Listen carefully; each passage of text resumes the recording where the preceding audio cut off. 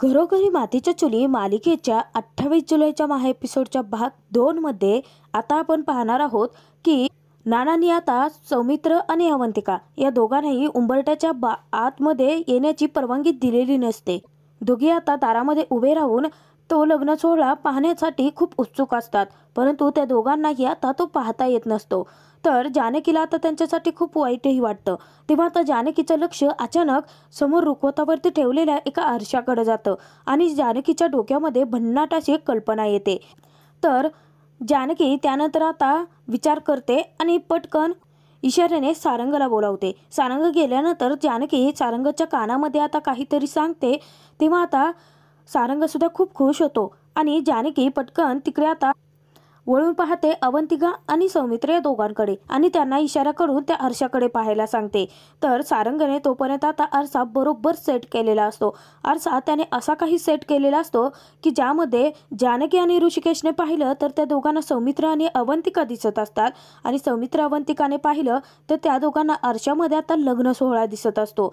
म्हणजे आता दोघांच्याही इच्छा पूर्ण झालेल्या असतात। जानकीने शक्कल लढवून नानांची मर्जी न मोडता, नानांचा शब्द न डावलता सगळ्यांच्या मनाप्रमाणे सगळं काही केलेलं असतं। तर त्यानंतर आता लग्नाचा विधी पूर्ण झाल्यानंतर मंगलाष्टका म्हटल्यानंतर गुरुजी त्या दोघांनी आता एकमेकांना हार घालण्यासाठी सांगतात। जेव्हा आता जानकी ऋषिकेशला हार घालण्याचा प्रयत्न करत असते तेव्हा जानकी हार घालत असताना ऋषिकेश आता पटकन मागे सरकत असतो। तेव्हा सगळेजण खूप हसत असतात। सगळेजण आता तो लग्न सोहळा खूप एन्जॉय करत असतात।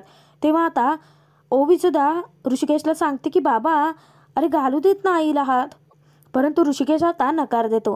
तर त्यानंतर सुमित्रा म्हणते की अरे ऋषिकेश आता एवढा मागे सरकतोयस ना, परंतु आयुष्यभर तुला बायकोच्या समोरच वाकावं लागणार आहे, तेव्हा आता तरी वाग की। त्यावर ते आता सगळेजण जोरजोरात हसत असतात। तर त्यानंतर आता सुमित्राने सांगितल्यानंतर ऋषिकेश हा जानकीसमोर वागतो आणि जानकी पटकन त्याला आता हार घालते। तर त्यानंतर ऋषिकेश जेव्हा आता जानकीला हार घालत असतो तेव्हा शरू आणि ऐश्वर्या दोघे आता तिला पाठीमागे ओढत असतात आणि ऋषिकेशला हारच घालू देत नाहीत। ते सगळे काही आता तिथे एक आनंदाचं वातावरण निर्माण झालेलं असतं आणि त्या सगळ्यांचा तो आनंद पाहून बाहेर आता सौमित्र आणि अवंतिका ते सुद्धा आता मनापासून सगळं काही एन्जॉय करत असतात। ते खूप खुश असतात। तेव्हा सारंगने इशारा केल्यानंतर विक्रांत जातो आणि सारंग ऐश्वर्याला आणि विक्रांत शरूला दोघे वडतात। तेव्हा आता पटकन ऋषिकेशने आता जानकीला हार घातलेला असतो। सगळं काही तिथे आता ओवीच्या म्हणण्याप्रमाणे घडलेलं असतं। ओवीचा हट्ट सगळ्यांनी मिळून पूर्ण केलेला असतो। सगळ्या आता त्या विधी पूर्ण झाल्यानंतर गुरुजी पुढे सांगतात की आता आपल्याला कन्यादानाच्या विधीला सुरुवात करायची आहे। तेव्हा आता स्वतः नाना पुढे येऊन जानकीचं कन्यादान करणार असतात। तर जानकी आता तिच्या डोळ्यांमध्ये अश्रू काही थांबतच नसतात। जानकीला खरं तर तिच्या आईबाबांचीही तितकीच आठवण येत असते, परंतु तेव्हा तिथे तिला आता अवंतिका आणि सौमित्रासाठीही खूप वाईट वाटत असतं। तर ऋषिकेश आता जानकीला पाहतो आणि त्याचाही जीव तितकाच काचावीस होत असतो। तर आता गुरुजींनी सगळ्या काही विधी पूर्ण केल्यानंतर कन्यादानाच्याही विधी पूर्ण केलेले असतात। तेव्हा आता जानकी एका लेकीप्रमाणे तिथे नानांना घट्ट मिठी मारते आणि खूप रडत असते। तर त्यानंतर आता सुमित्रा सुद्धा जानकीला आपल्या जवळ घेते। कन्यादानाची विधी पूर्ण झाल्यानंतर आता पुढच्या विधींना तिथे सुरुवात झालेली असते। तर पुढच्या विधी म्हणजेच आता मंगळसूत्र घालण्याच्या विधीला आता गुरुजींनी सुरुवात केलेली असते। तर आता मंगळसूत्राच्या दोन्ही वाटेमध्ये ऋषिकेशला हळदी कुंकू भरायला सांगितलेलं असतं आणि त्यानंतर ऋषिकेश हा जानकीला मंगळसूत्र घालतो। तेव्हा आता ते सगळं काही दृश्य पाहून तिकडे अवंतिका आणि सौमित्र खूप खुश असतात।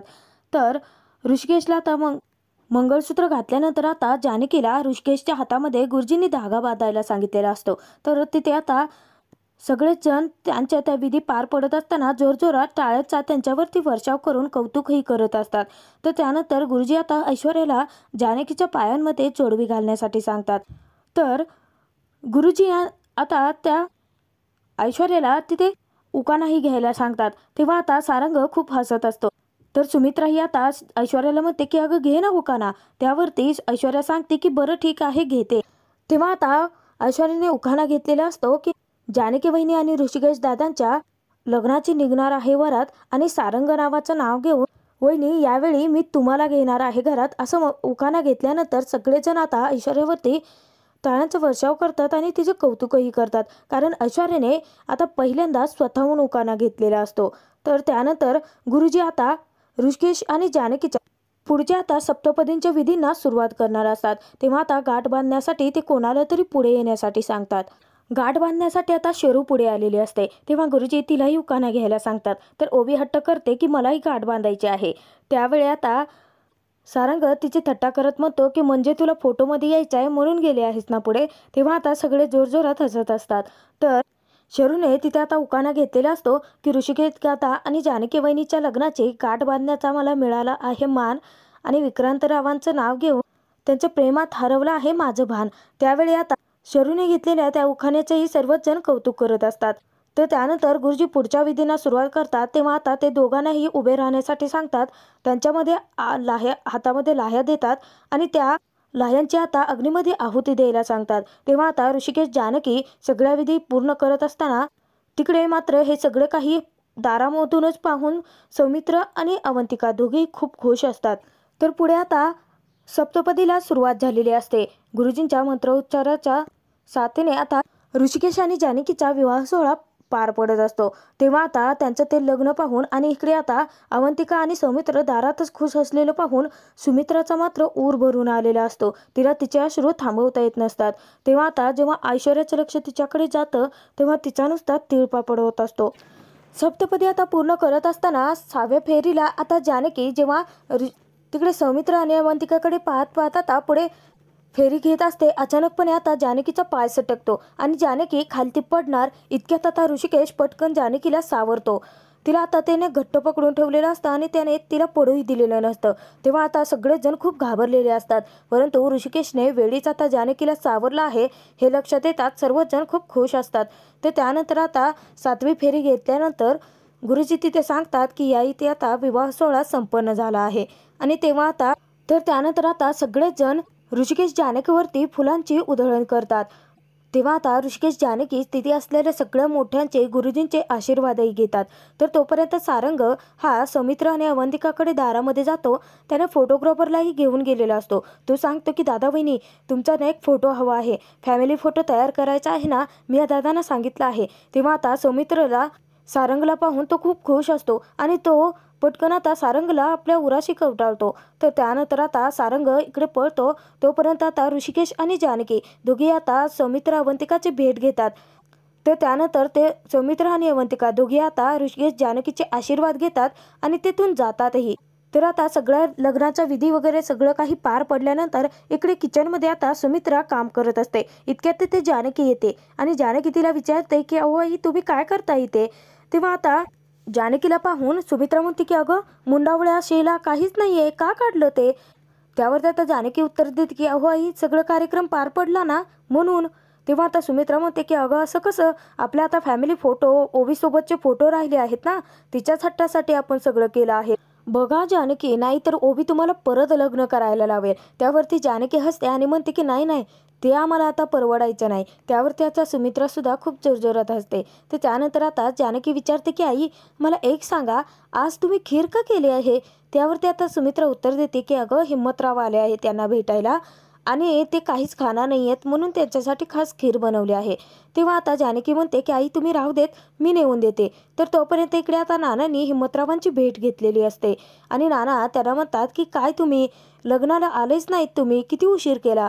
हिम्मतराव आता नानांना सांगतात की अहो काय सांगायचं नाना, एक खूप मोठा घोळ होऊन बसला आहे. तेव्हा आता नाना मोठा धक्काच बसतो. तर हिम्मतराव आता सांगतात की इन्स्पेक्टर हे ऋषिकेश आणि जानकीसोबत आश्रमात आले होते आणि त्यानंतर ज्या नंबरवरून आता फोन केले गेलेले होते की त्या सगळे काही डिटेल्स आता अंकुशने मागितलेले असतात. तेव्हा आता हिम्मतराव सांगतात की मला तर असं वाटतंय आश्रमातच कोणीतरी आहे की जो आता हे सगळं काही ऋषिकेश आणि जानकीला कळवतोय, परंतु आश्रमात नाही तर घरातच त्यांचा भेदी असतो. तर नाना आता म्हणतात की अहो हिम्मतराव तुम्ही हे सगळं काही मला आधी का नाही सांगितलं. त्यावरती हिम्मतराव उत्तर देतात की काय सांगायचं होतं नाना, आधीच ऋषिकेश आणि जानकी हळदीच्या अंगानेच घराच्या बाहेर पडले होते. तुम्ही किती टेन्शनमध्ये होतात आणि त्यातून हे सगळं सांगितलं असतं तर तुम्हाला पोलीस प्रकरण हे सगळं किती टेन्शन आलं असतं अजून, म्हणून मी गप्प बसतो त्यावेळी. परंतु मी एक काम केलं आहे की त्यावेळी ना मी ती फाईल त्यावेळी हलवली आणि तिथे हिशोबाची फाईल ठेवली होती. नाना मी ती फाईल आता घेऊन आलो आहे, हे बघा या फाईलमध्ये आता ऋषिकेशच्या जन्माचा दाखला आहे आणि आईचं नाव म्हणून पार्वतीचं नाव आहे आणि प्रॉपर्टीचे जेवढे काही कागदपत्र आहेत पार्वतीच्या ते सगळे कागदपत्र या लाल फाईलमध्येच आहेत, तेव्हा आता ती फाईल तुमच्याजवळ सुखरूप ठेवा असं आता नानांना हिम्मतराव सांगतात.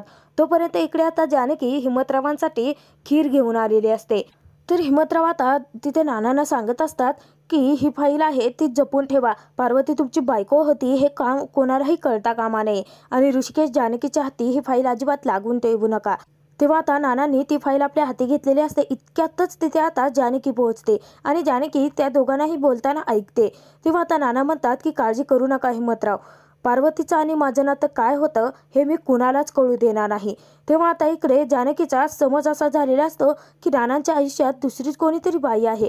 तर जानकी तिथे आता विचार करते की म्हणजे आम्हाला जे फोन येत होते, आम्हाला जी माहिती दिली जात होती ती खरी होती, तर रामराया आता काय करायचं.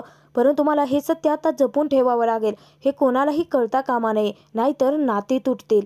चेहऱ्यावरती आता थोडाही ताणतणाव मला ठेवता येणार नाही, नाहीतर ऋषिकेशच्या ते लगेच लक्षात येईल. आता गृहप्रवेश झाला की मी ऋषिकेशला सगळं काही सांगेन असं जानकी तिथे आता विचार करते. जानकी धक्क्यातच असते.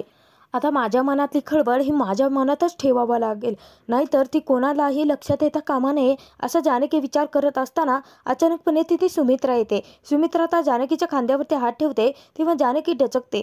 तर आता सुमित्रा तिला विचारते की काय झालं जानकी, आणि तू खीर नाही दिली असून त्यांना. अगं बाहेर का उभी आहेस अशी, मला वाटतं की तू दमलीस असशील, तू एक काम कर ही खीर माझ्याकडे दे, मी नेऊन देते, तू आराम कर असं सांगून आता ती जानकीला आराम करण्यासाठी पाठवून देते.